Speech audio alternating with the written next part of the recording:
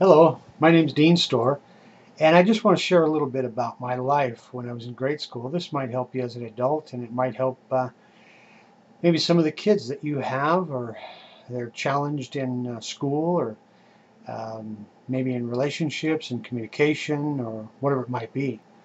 When I was in grade school, right around the fourth or fifth grade, um, they labeled me, my teachers, authority figures, people around me. They labeled me as having a reading and learning disability. Um, what this did was in grade school, when it was reading time, I would take in, have to be put in a special ed reading class for reading, and certain classes, certain subjects, I had to um, be in a special learning situation. And with the kids around in the classroom, when it was reading time, there was three or four of us that would leave the room, and we'd go in this little box with a special teacher, and they knew what was going on. They saw us leaving during reading time. Well, you could imagine what they thought. Their little minds, and they start talking, and there goes the slow ones. There goes the ones that can't read very well. Maybe there goes the dummies or the idiots. And as this thought was put into my head that I was different from other kids, um, when it came time for playground and we would go out and play, the other kids teased us a lot. They threw balls at us. They would pick on us and call us names and dummy and stupid.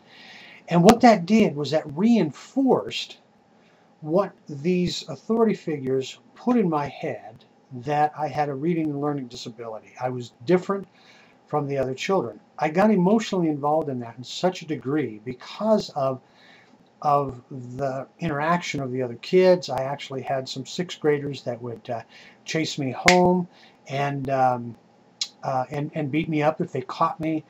Just a lot of different things reinforce the fact that I didn't learn like the other children. Well, because I got so emotionally involved in this, this became a belief that literally followed me through the alleys of my life and into junior high. I didn't feel I could learn. I didn't feel like I could measure up. And so I got involved with some kids that weren't very nice kids, but I seemed to fit in with them. And what happened into junior high and high school, I graduated high school with probably about a fourth or fifth grade education. Um, I never read a book all the way through my whole life. And this shadow, if you will, of a belief that came from me when came from other people when I was a little kid in school, literally formed and molded and shaped um, what I thought about myself. And so when I graduated from school, uh, I I thought I was really stupid, but I graduated, believe it or not, with about a fourth or fifth grade education, not knowing how to really read or write. And when I got out of school, I still hung with the same group of people, and we did a lot of drugs and a lot of drinking, a lot of partying, and that became an outlet for me because I found acceptance in this group of kids. By the time I was 24, I was burned out. I was tired of the way I was living. For about 10, 11 years, I've been doing drugs and alcohol and in and out of jail, in and out of courts, in and out of fights, in and out of gang fights, and just a mess. And it was all because I accepted the fact that I was different from all other kids in a negative sense.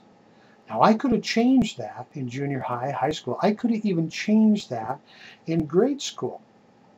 Um, but I didn't have enough self-respect for myself to really change that. I didn't know how to change it. And I think that's one of the biggest difficult things to do is how do we change the program that somebody else has put in there? A belief about us that we didn't put in there. And by the time I was 24, I literally taught myself how to read. And if you want to know a little bit more about this, I just wanted to give you a taste of how there's hope and how I taught myself how to read, and I just published a book about a year and a half ago. Changed my whole world, but it took a lot of work. And my name again is Dean Storr. You can Google me if you want, Dean, D-E-A-N, Storr, S-T-O-R-E-R, and look up some of my accomplishments and maybe grab a hold of something that could benefit or help your life, your family life, your children, even yourself as an adult.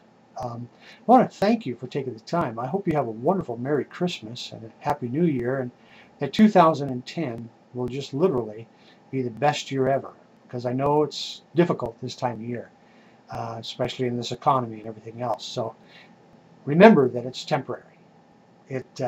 Seasons in our life that we go through are like seasons of nature. The winter doesn't last forever. It's temporary. Summer is temporary. And so the seasons of our emotional life are temporary. I hope this finds you well, and I hope you have a blessed Christmas and a Happy New Year and a wonderful 2010. Have a great day.